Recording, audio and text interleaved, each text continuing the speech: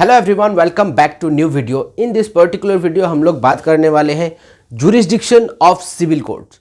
Jurisdiction क्या होता है सिविल कोर्ट का? Jurisdiction of civil court mainly 3 types के होते हैं। सबसे पहला आ जाता है आपका टेरिटोरियल जुरिस्डिक्शन, उसके बाद आ जाएगा आपका पिकुनियरी जुरिस्डिक्शन, उसके बाद आ जाएगा subject matter jurisdiction. Subject matter jurisdiction 3 types के जुरिस्डिक्शन होते हैं। अब टेरिटोरियल जुरिस्डिक्शन क्या होता है? टेरिटोरियल जुरिस्डिक्शन होता है एक जियोग्राफिकल एरियाज के अंदर कोर्ट को पावर होता है कि कोई भी टाइप का जो सिविल केस है उसको डिसाइड कर सके। डेट मीन्स वो एक बाउंड्री होता है, जैसे एक डिस्ट्रिक्ट का एक बाउंड्री होता है territorial area. In the same way civil courts का भी एक टेरिटोरियल एरियाज होते हैं जिसके अंदर का जो सिविल डिस्प्यूट्स होते हैं उन कोर्ट्स को डिसाइड करना होता है। That is territorial jurisdiction. That means within a specific territory जो सिविल कोर्ट का जुरिस्डिक्शन उसमें रहेगा। Then after this pecuniary jurisdiction. Pecuniary jurisdiction is related to monetary jurisdiction, यानी कि किस कोर्ट के पास कितने रुपए तक का जो सूट वैल्यूएशन होता है वो डिसाइड करने का अथॉरिटी है। एंड उसके बाद आता है subject matter jurisdiction. Subject matter jurisdiction for example कोई भी एक सिविल केस, जैसे एक एम्प्लॉयर एंड एम्प्लॉय के बीच में अगर कोई डिस्प्यूट होता है तो वो सिविल कोर्ट में नहीं जाएगा, वो डिस्प्यूट वो जाएगा लेबर कोर्ट में। क्यों? क्योंकि उसको उस सब्जेक्ट को सिविल कोर्ट के जुरिस्डिक्शन से बाहर रखा गया है।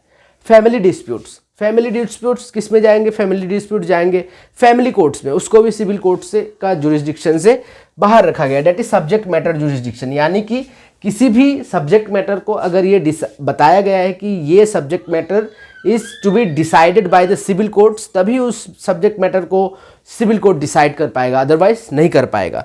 तो दिस आर द जुरिस्डिक्शन। सबसे पहले territorial jurisdiction, then after pecuniary jurisdiction, then after subject matter jurisdiction. अब इसको एक एग्जांपल के साथ देखते हैं। फॉर एग्जांपल ये एक प्रॉपर्टी है, सूट प्रॉपर्टी।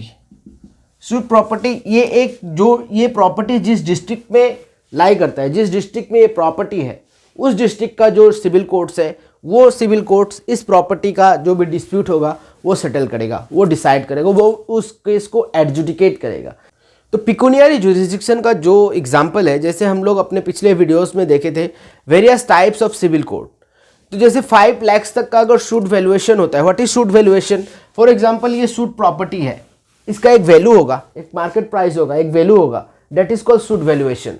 अब इस प्रॉपर्टी का सूट वैल्यूएशन 1 लाख हो सकता है, 2 लाख हो सकता है, 10,000 हो सकता है, 1 करोड़ भी हो सकता है। That depends upon the property, कितना बड़ा प्रॉपर्टी है, किस एरियाज में है, तो वैसे वहाँ से आपका सूट वैल्यूएशन डिसाइड होता है। अब इस सूट वैल्यूएशन के ऊपर कोर्ट का पिकुनियरी जुरिस्डिक्शन डिपेंड करेगा। जैसे हमने पढ़े हैं पहले कि जैसे अगर सूट वैल्यूएशन अगर अप टू 5 लाख रुपीस है, तो इस रिगार्ड्स में जो प्लेंट फाइल किया जाएगा वो किया जाएगा सिविल जज जूनियर डिवीजन में। अगर 5 लाख एक्सीड करता है तो आपका वो सूट फाइल होगा सिविल जज सीनियर डिवीजन में। ठीक है, तो that is the suit valuation. उसके ऊपर पिकुनियरी जुरिस्डिक्शन को डिटरमाइन किया जाता है। और जो सब्जेक्ट मैटर जुरिस्डिक्शन है कि जो सब्जेक्ट के बारे में सिविल कोर्ट्स को अथॉरिटी दिया गया है एडजुडिकेट करने का, ओनली वही मैटर्स को ही सिविल कोर्ट डिसाइड करेंगे, अदरवाइज दूसरे मैटर्स को नहीं कर पाएंगे, though it is civil in nature, है ना। जैसे एम्प्लॉयर एम्प्लॉय का अगर कोई डिस्प्यूट हुआ, सिविल है, बट ये सिविल कोर्ट नहीं डिसाइड कर पाएगा।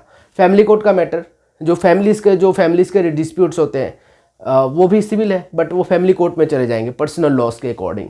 ठीक है, so this are the jurisdiction of civil court. So this is all about today's video. Stay tuned, stay connected for more important updates.